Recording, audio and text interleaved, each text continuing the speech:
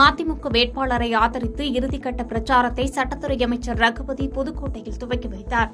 திருச்சி நாடாளுமன்ற தொகுதி திமுக தலைமையிலான இந்தியா கூட்டணி மதிமுக வேட்பாளர் துரை வைகோவை ஆதரித்து புதுக்கோட்டை புதிய பேருந்து நிலையம் முன்பு இறுதிக்கட்ட பிரச்சாரத்தை சட்டத்துறை அமைச்சர் ரகுபதி துவக்கி வைத்தார். கூட்டணி கட்சி நிர்வாகிகள், பொறுப்பாளர்கள் ஏராளமான இருசக்கர வாகனத்தில் தீப்பெட்டி சின்னம் பொறிக்கப்பட்ட பதாகைகளை எடுத்துக்கொண்டு பழைய பேருந்து நிலையம், கீழராஜ வீதி உள்ளிட்ட முக்கிய வீதிகள் வழியாக சென்றனர். திருச்சி மற்றும் புதுக்கோட்டை பகுதிகளில் உள்ள அடிப்படை வசதிகளை செய்து கொடுப்பேன் என்று உறுதியளித்து தீப்பெட்டி சின்னத்திற்கு வேட்பாளர் துரை வைகோ வாக்குகள் கேட்டு உரையாற்றினார்.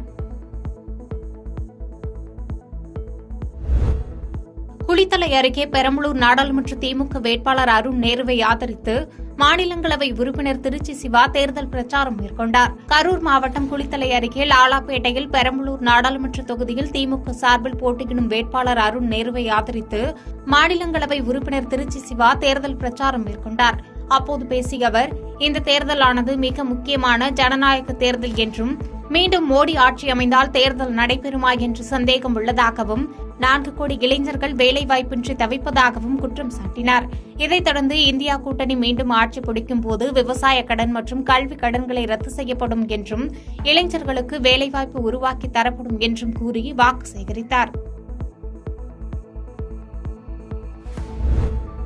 தேர்தல் பிரச்சாரம் இன்றுடன் நிறைவடையும் நிலையில் முன்னாள் அமைச்சர்கள் வீடு வீடாக சென்று இரட்டை இலை சின்னத்தில் தீவிர வாக்கு சேகரிப்பில் ஈடுபட்டனர்.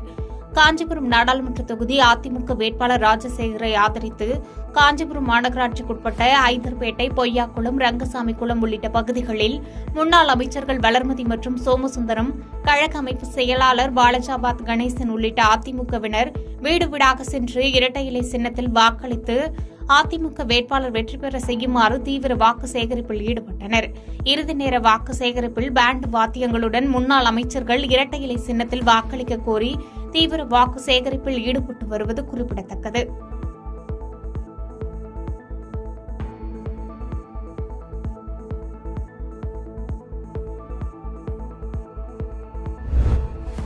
ஆண்டுக்கு ஒருமுறை அதிகாரிகளுடன் சென்று மக்கள் குறையை கேட்பேன் என்று வேலூரில் தேர்தல் அறிக்கையை வெளியிட்ட பின் பாஜக வேட்பாளர் ஏசி சண்முகம் பேட்டியளித்துள்ளார்.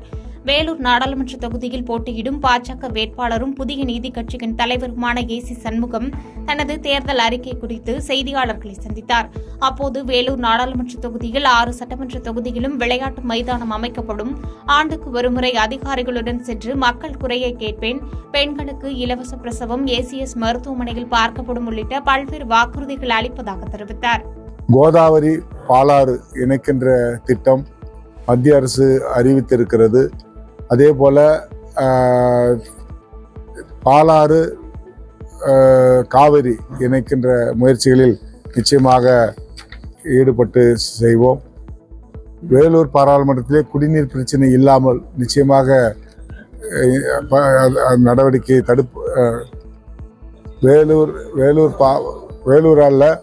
வேலூர் பாராளுமன்றத்திலே இருக்கின்ற பாலாற்றில் தடுப்பணைகள் கட்டுவதற்கான பணிகளை மத்திய அரசு திட்டம் மூலமாகவோ மாநில அரசு திட்டம் மூலமாகவோ செக் டேம்கள் அமைக்கப்படும். உதாரணத்துக்காக ஒரு வாலாஜாவிலே ஆங்கிலேயர் கட்டிய ஒரு தடுப்பணை தான் இன்றும் காவிரி பாக்கம் நிரம்பி வழிகிறது. அதுபோல் தாமல் பல ஏரிகள் அந்த தடுப்பணை மூலமாக 10 ஏரிகளுக்கு அந்த நீர் போகிறது.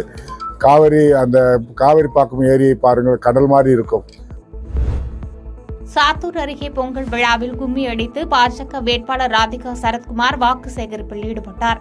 விருதுநகர் நாடாளுமன்ற தொகுதியில் பாரதிய ஜனதா கட்சியின் வேட்பாளர் ராதிகா சரத்குமார் சாத்தூர் சட்டமன்ற தொகுதிக்குட்பட்ட அணைக்கரைப்பட்டி, அம்மாப்பட்டி, புதுசுரங்குடி, ஓம் மேட்டுப்பட்டி உள்ளிட்ட பகுதிகளில் வாக்கு சேகரிப்பில் ஈடுபட்டார். அப்போது பேசிய ராதிகா சரத்குமார், அதிமுக தேமுதிக கூட்டணி கட்சியினர் யாரை பிரதமராக்குவது என்ற குழப்பத்தில் உள்ளனர்.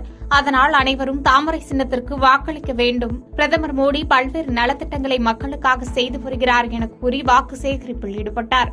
இதையடுத்து புதுச்சூரங்குடி கிராமத்தில் வாக்கு சேகரிப்பில் ஈடுபட்ட ராதிகா சரத்குமார் அப்பகுதியில் நடைபெற்ற மாரியம்மன் கோவில் பொங்கல் விழாவில் கலந்து கொண்டு பெண்களுடன் கும்மியடித்து வாக்கு சேகரிப்பில் ஈடுபட்டார்.